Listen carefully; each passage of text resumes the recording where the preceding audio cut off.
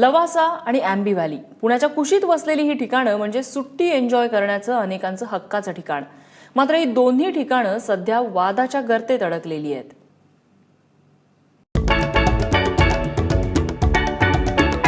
लवासा शरद पवार यांचे निकटवर्तीय अजित गुलाबचंद यांच्या हिंदुस्तान कन्स्ट्रक्शन कंपनीकडून उभारण्यात येणारं पहिलं खाजगी हिल स्टेशन.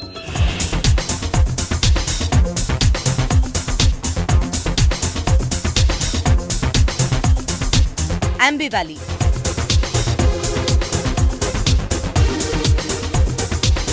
सुब्रत रॉय यांच्या सहारा समूहाच्या खजिन्यातला मोलाचा दागिना.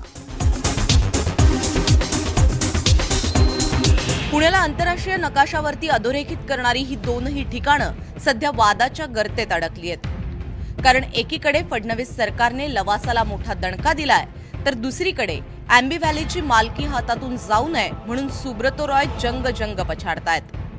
लवासा या थंड हवेच्या ठिकाणाचा विशेष नियोजन प्राधिकरणाचा दर्जा रद्द करण्यात आलाय. मंगळवारी मुख्यमंत्र्यांनी या निर्णयावरती सही केली. इथून पुढे लवासामध्ये हवं ते आणि हवं तेव्हा करण्याचा खाजगी कंपनीचा अधिकार यामुळे संपुष्टात येणार आहे. इथून पुढे लवासा सिटीच्या नियोजनाचे अधिकार पुणे महानगर विभागीय विकास प्राधिकरण अर्थात PMRDA कडे असतील. लवासाच्या हॉटेलमध्ये लवासातल्या एका एकांत नावाच्या हॉटेलमध्ये एक मोठी मीटिंग झाली होती आणि त्यामध्ये तत्कालीन मुख्यमंत्री होते विलासराव यांच्यासह अनेक जण, कृषी मंत्री होते, पवार साहेब ते होते आणि अजितदादा पवार, ह्या सगळ्यांच्या उपस्थितीमध्ये राज्य शासनाने स्पेशल प्लॅनिंग ऑथॉरिटी देण्याचा निर्णय लवासाला घेतला होता. त्यानंतर त्यात अनेक अनियमितता झाल्या. पहिला मुद्दा असा होता की एखाद्या खाजगी कंपनीला अशा प्रकारची सूट असावी का? भारतात पहिल्यांदा एका खाजगी कंपनीला अशा प्रकारचा अधिकार दिला होता.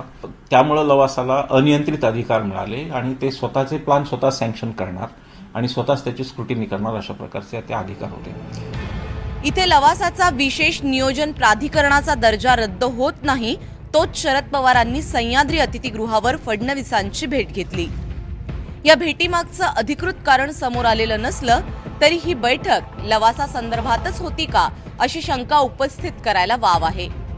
अँबी व्हॅलीच्या बाबतीत बोलायचं झालं तर सुब्रत रॉय यांना ही सिटी हातातून गमवावी लागणार असंच पाहायला मिळतंय. अँबी व्हॅलीची अंदाजे किंमत 43,000 कोटी रुपयांच्या घरात आहे. मुंबई उच्च न्यायालयाच्या निर्देशानंतर नेमण्यात आलेल्या लिक्विडेटरनी अँबी व्हॅलीच्या लिलावासंदर्भातील अहवाल सेबीला सादर केलाय.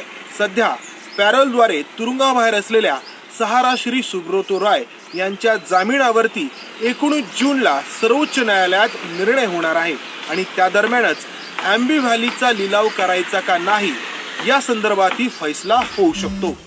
आता लवासाचं स्वातंत्र्य अबाधित राखण्यासाठी शरद पवार आणि अँबी व्हॅली वाचवण्यासाठी सुब्रत रॉय यांची सहारा यशस्वी होणार का, हे पाहणं औत्सुक्याचं ठरणार आहे.